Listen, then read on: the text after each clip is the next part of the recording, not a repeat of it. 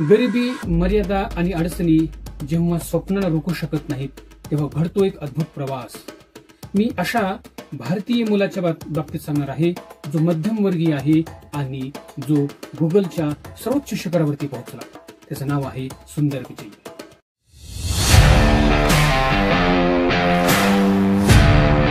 आपल्या आयुष्यात आपण अनेक मोठ्या मोठ्या व्यक्तींबद्दल ऐकतो, वाचतो, त्यांना अनुभवतो. पण एका साध्या घरातून एका मोठ्या कंपनीचा सीईओ जेव्हा तो व्यक्ती बनतो, त्याचं उदाहरण हे सुंदर पिचईच्या या कहाणीतून आपल्याला दिसून येतं. सुंदर पिचई यांचा जन्म 12 जुलै 1972 साली तामिळनाडूतल्या एका छोट्याशा मदुरई या गावामध्ये त्याचा जन्म झाला. त्यांचे वडील हे रघुनाथ पिचई, त्यांची आई गृहिणी होती. त्यांची आई लक्ष्मी, वडील इंजिनियर होते. त्यांचं घर छोटंसं आणि एका खोलीतलं घर, तिथे वीज नाही, पाणी नाही, अगदी टीव्ही सुद्धा नव्हती. तरी सुद्धा ते त्या ठिकाणी राहिले, शिकले आणि त्या छोट्याशा घरात राहून सुद्धा त्यांच्या डोक्यात खूप मोठं स्वप्न होतं. काय होतं स्वप्न? तर मोठं व्हायचंय. त्या स्वप्नांना साथ मिळाली त्यांच्या आईची आणि वडिलांची आणि त्यांच्या स्वतःच्या मेहनतीची त्यांना साथ मिळाली.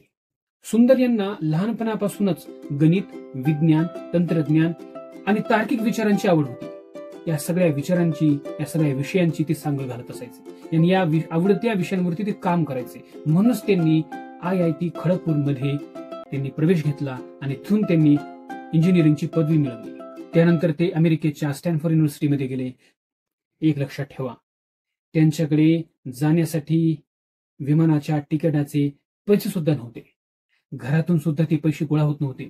तर असं सांगितलं जायचं, त्यांनी वर्षभर बचत केली, पैसे गोळा केले आणि त्या पैशातनं ते शिकण्यासाठी विदेशात गेले. त्या जीवनाच्या खऱ्या अर्थाने इथून सुरुवात झाली. 2004 साली सुंदर पिचई यांनी गुगलमध्ये प्रवेश केला. बऱ्याच जणांचं ते स्वप्न असतं की गुगलमध्ये काम केलं.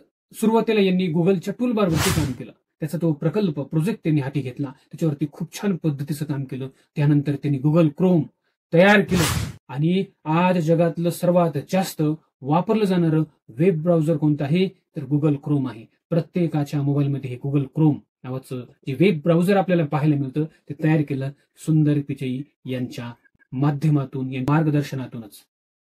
त्यांच्या हुशारीने, त्यांच्या संयमित नेतृत्वामुळेच 2015 साली त्यांना गुगलचे CEO अर्थातच मुख्य कार्यकारी अधिकारी म्हणून त्यांची नेमणूक करण्यात आली.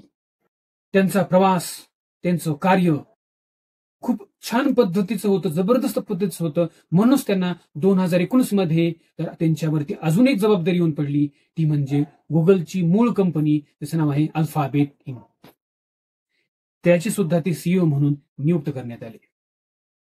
एका छोट्याशा घरातून आलेला तो मुलगा जो गुगल सारख्या मोठ्या कंपनीचा CEO बनतो. अशी कंपनी जे तंत्रज्ञानाचा कळस आहे. सुंदर पिचई हे आपल्यासाठी एक उदाहरण आहे, खूप छान उदाहरण आहे.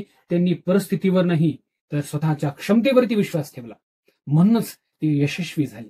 त्यांचे एक प्रसिद्ध वाक्य आहे त्यात की जोखीम घ्यायला घाबरू नका आणि तुमचं स्वप्न जगण्याचा प्रयत्न करा.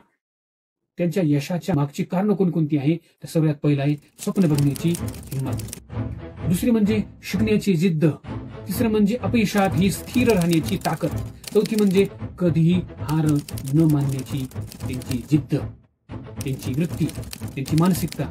यामुळेच ते आज यशस्वी झालेले आहेत. सुंदर पिचई हे केवळ CEO नाहीत तर सर्व तरुणांसाठी, तरुण पिढीसाठी एक प्रेरणादायक व्यक्तिमत्व आहे. त्यांचं जीवन हे आपल्याला दाखवून देतं की तुम्ही कोणत्याही पार्श्वभूमीतून येत असाल तर तुमच्यामध्ये जर जिद्द असेल, चिकाटी असेल, मेहनत करत असाल, तुम्ही तुमच्यामध्ये प्रामाणिकपणा असेल तर तुम्ही जग बदलू शकता. चला तर मग आपण ठरवूया मोठं व्हायचंय तर प्रामाणिक मेहनतीनं. कारण तुमचं एक आज इथंच थांबूया. पुन्हा भेटू नवीन विषय घेऊन. तोपर्यंत जय हिंद, जय भारत.